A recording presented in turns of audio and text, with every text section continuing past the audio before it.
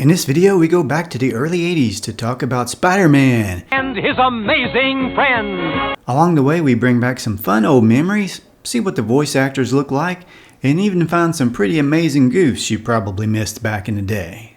I know that voice. Freddy Cat here. Today we're going to talk about a show that made me want to be a superhero when I was a kid. Spider-Man and His Amazing Friends debuted in the fall of 1981 on NBC and was produced by Marvel Productions. It was NBC's answer to the Super Friends. It originally ran for 3 seasons with a total of 24 episodes for the entire series run. After 3 seasons, it continued until 1986 in reruns. The makers of the show originally intended the stars to be Spider-Man, Iceman, and the Human Torch, but legal rights to the Human Torch caused the producers to go with a new character called Firestar. In the second season, the show aired along with a newly produced Hulk animated series as The Incredible Hulk and The Amazing Spider-Man. The Incredible Hulk and The Amazing Spider-Man.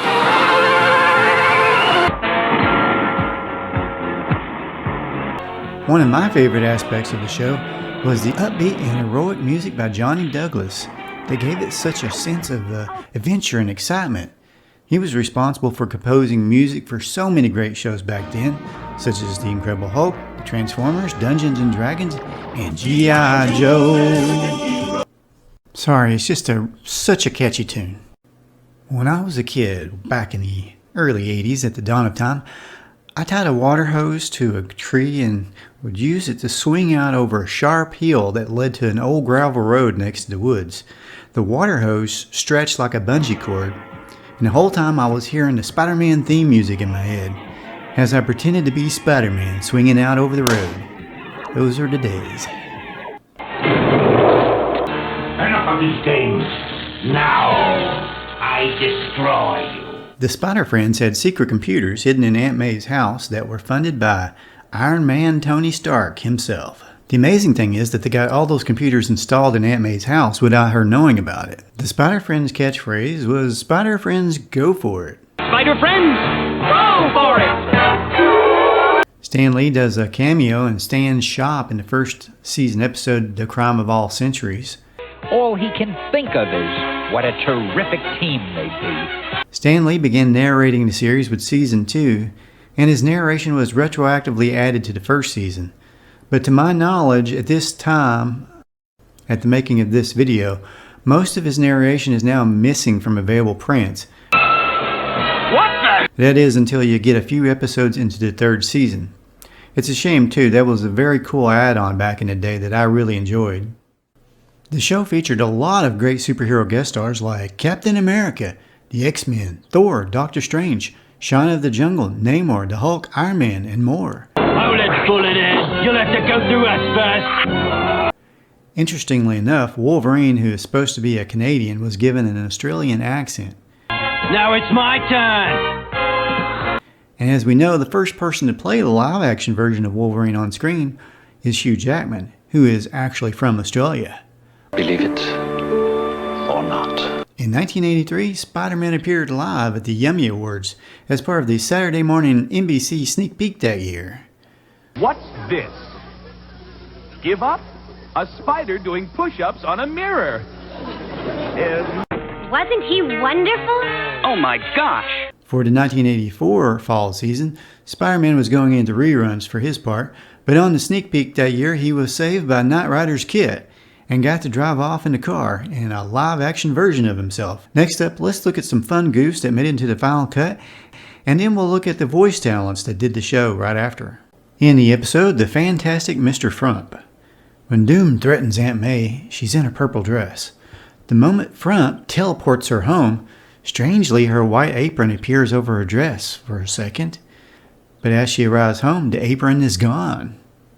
In the episode Sunfire, the comic book character created by Roy Thomas and Don Heck appears for the first time on television. Sunfire's uncle is up to no good controlling a monster of fire, but in one scene he is both flying around controlling the monster and inside a warehouse directing evil robots to attack the Spider-Friends at the same time. In the episode 7 Little Superheroes, the outermost colored red ring on Captain America's shield turns white in one scene. In the episode Video Man, Electro completely vanishes for just a second. If you blink, you miss it. It's kind of neat though.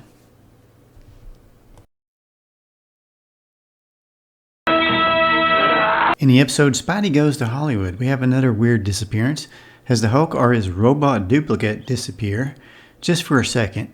I'm not sure which one is which though. Also in that same episode, there's something really weird going on with Iceman's neck and chin. Android! Could an android do this? In the episode Pawns of the Kingpin, Captain America's red glove just disappears. And Iceman freezes a scientist holding a laser gun, but when Firestar thaws him out, it's gone. I guess it melted. Okay, so you don't get the wrong idea. Let me say the episode Along Came Spidey is awesome and still fun to watch. But there were a couple of interesting goofs I found, like where is Spider-Man's spider symbol here? And there were a few times when Spider-Man's arms seemed really big. The thief, I didn't stop when I had the chance. The second season had a bit of a different style of art, and it had a lot of disproportionate sized arms and leg scenes for Spidey, but then again it did make up for it with all those dramatically angled shots that they had. Pretty cool season, even though there were only 3 episodes. On the episode, Spidey meets the girl from tomorrow. There seems to be some discrepancy between which is the red and which is the white button. What kind of weapon does this thing have? Photon beam disintegrator. The red button. Photon beam disintegrator. The red button. The red button. And now let's look at some of the amazing voice talents that worked on the series. The main cast included June Foray, who did the voice of Aunt May. She is well known as the voice of Rocket J. Squirrel from Rocky and Bullwinkle. Why didn't you tell me before? I didn't think you'd believe me. I don't, but it sure helps the plot. Mr. Plump, what are you doing in my kitchen? Oh, dear! Spider-Man was voiced by Dan Gilvezan, also known as the voice of the Transformers Bumblebee and Slipstream from G.I. Joe, plus tons of other cartoon voice work over the years. Didn't you used to do odd jobs for my aunt, May Parker? Kathy Garver was the voice of Firestar. Where's Spidey? I thought he was behind me. She did voice work on Fonz and the Happy Days gang as well. Classic TV fans will recognize her as Sissy from the 60s TV series Family Affair. Frank Welker did the voice of Iceman. He's done more voice work than most actors alive today, I would think. He's known, of course, as the voice of Fred Jones and the voice of Scooby-Doo since Don Messick retired. Got to stop Doom from getting his amulet. We don't want Doom to have his morning eggs? Hans Conried did miscellaneous voice work for the series. Submariner, otherwise known as Prince Namor of Atlantis. I'll always think of him as Wrongway Feldman on 2 episodes of Gilligan's Island, but he was on a lot of classic TV shows, and you may also recognize his voice as the evil Snidely Whiplash from Dudley Do-Right. Come off it, Do-Right, they'll never know the difference. He has a credits list a mile long. Where did I go wrong, Do-Right? America, superhero, super patriot, super fool. George DiCenzo did miscellaneous voices, including the voice of Captain America. Right, Spidey. You probably remember seeing him as Marty's grandfather on Back to the Future.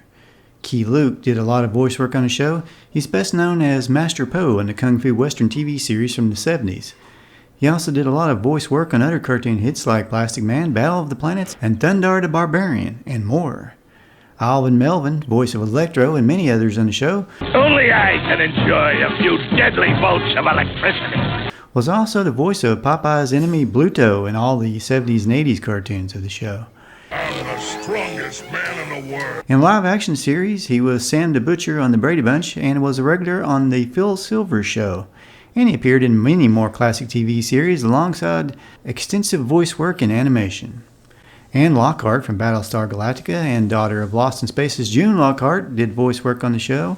Others included John Stevenson, who was Mr. Slade on the Flintstones. Okay, Fred, what's the birdie? Also among the cast was Jerry Dexter, Sally Julian, Alan Dinehart, Dennis Marks, Walker Edmonston,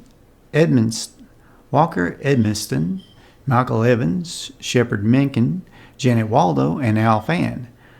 I'm sure I probably missed a few or mispronounced a few. What the? Here's an interesting fact in case you didn't know. In 1981, which was unknown to me at the time, Spider-Man had a second series in syndication entitled just Spider-Man. It had a different voice for Spider-Man and Aunt May, but featured a few of the same voice talents that worked on The Amazing Friends. He had 26 episodes, and on this series, Ted Schwartz did the voice of Spider-Man and Peter Parker. I'm canceling my membership in the Sandman fan club. In case you missed my Hulk video before, let's take a romp down memory lane with the show that was paired off with Spider-Man and his amazing friends, The Incredible Hulk. Hang loose, heroes, 'cause here we go. The series was more closely based on Marvel Comics than the Bill Bixby Lou Ferrigno live-action series that ended the same year this came out. Mr. Magoo, don't make me angry. You wouldn't like me when I'm angry.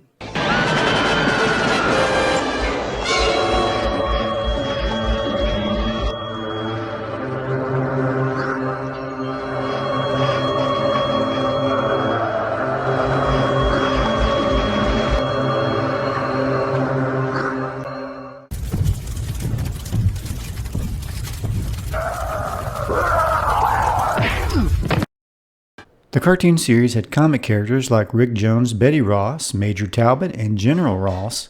Although Rick and Betty had different hairstyles from the comics, and Talbot's first name was Ned instead of Glenn, and given the nickname Noodlehead Ned. Two other characters were added, Rita and Rio, who run the local restaurant near Gamma Base.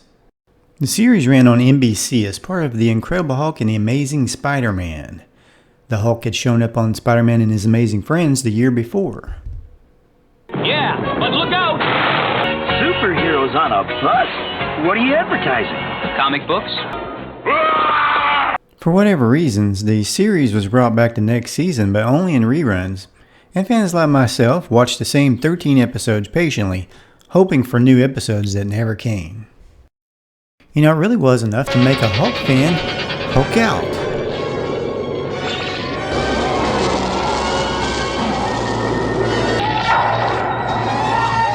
Now, the Hulk transformations were awesome, probably the coolest I've ever seen in a cartoon series.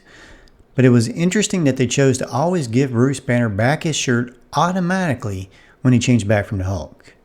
Perhaps the writers intended Banner to change back with his clothes intact as a way of keeping his other identity safe and keeping the story focused on the action.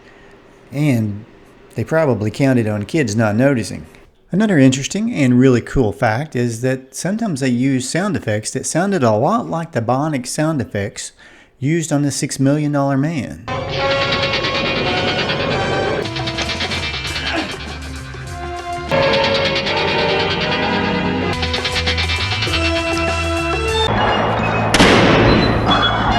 Easy now. Easy. Should we talk this over? Or? One thing I loved as a kid, being a big comic book fan, was hearing Stan the Man Lee himself doing the narration. Rage and his frustration finally trigger the powerful gamma rays in his body, causing thanks to the courage and skill of one lone man. The voice of Bruce Banner was none other than Michael Bell. Maybe he does know. In '73, he was Mark on the Hanna-Barbera series Speed Buggy. From '77 to '84, he played two of his best-known roles, Zan and Gleek on the Super Friends. He was also the voice of the Riddler on Challenge of the Super Friends. He provided the voice of Lex Luthor as a young man in the episode History of Doom.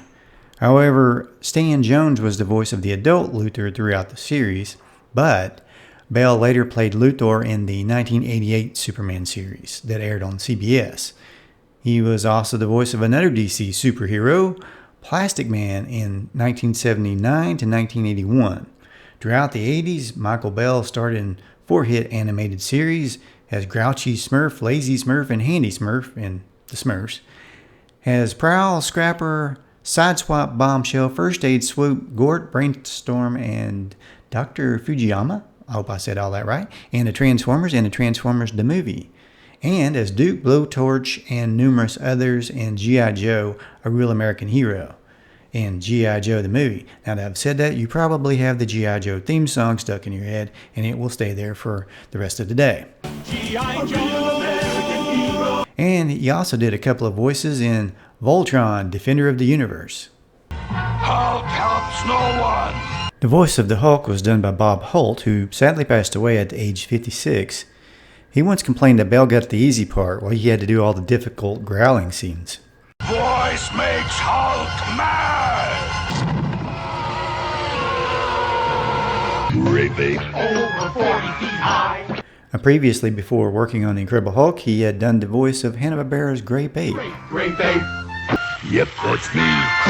Oh, no! Hulk, stop! I'm your friend! Rick Jones was voiced by Michael Horton.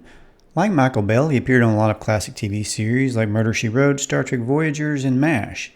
He did voice work for a lot of cartoons in the 80s like the Transformers, Jim, and G.I. Joe. Bruce! Oh, thank heaven you're here. B.J. Ward was the voice of Betty Ross, and was also the voice of Scarlet on G.I. Joe and Jana of the Jungle.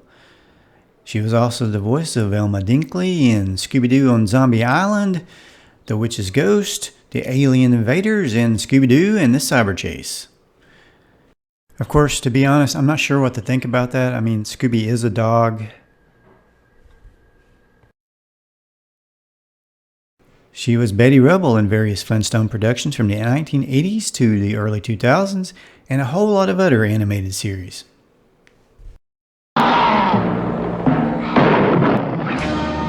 The music was one of the most awesome parts of the show. It was composed by Johnny Douglas. It's hard to believe we got such epic sounds from Saturday Morning. He recorded more than 500 tracks for Decca Records, over 80 albums for RCA Records, and provided music for 36 films during his career. If you grew up in the 80s, the music of Johnny Douglas was a huge part of your childhood. Sadly, he passed away in 2003. Here's something that might shock you if you grew up with the 80s Spiderman and His Amazing Friends. Did you know there was a disco theme with lyrics written by Johnny Douglas and released in 1981? If you'd like to hear it, it's on YouTube, so check it out. Spider-Man. One of my most prized possessions is the one-shot comic that was printed the same time the Hulk series was on, based on the episode When Monsters Meet, featuring a battle between the Hulk and Quasimodo, where the action takes place in Paris. It was drawn by Sal Buscema and Steve Mitchell, and written by Bill Mantlo. They drew Betty like they did in the comics at the time, not like they did in the cartoon series.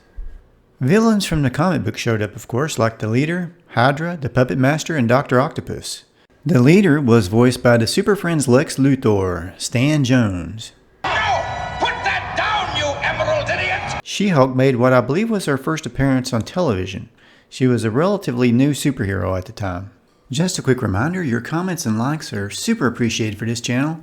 The goal, of course, is to have fun, remember fun times, and hopefully create new ones with my cast of characters. The ultimate goal is to have a universe of characters that you, the viewer, will love and enjoy, without all the new modern audience rules and regulations that make everything about as fun as watching paint dry on a hot summer day, standing in the middle of the sun on a patch of fire ants. No negative stuff, of course, as much as possible.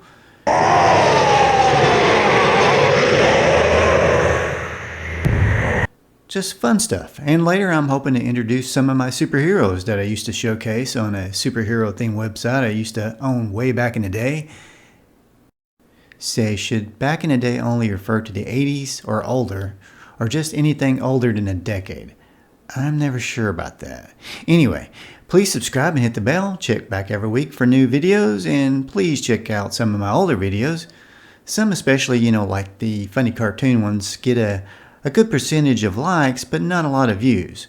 Part of the mystery of YouTube, I suppose. But with your help, we can restore fun and order to the universe and make cartoons safe for democracy, safe for laughter in a galaxy far, far away, for truth, justice, and the American way.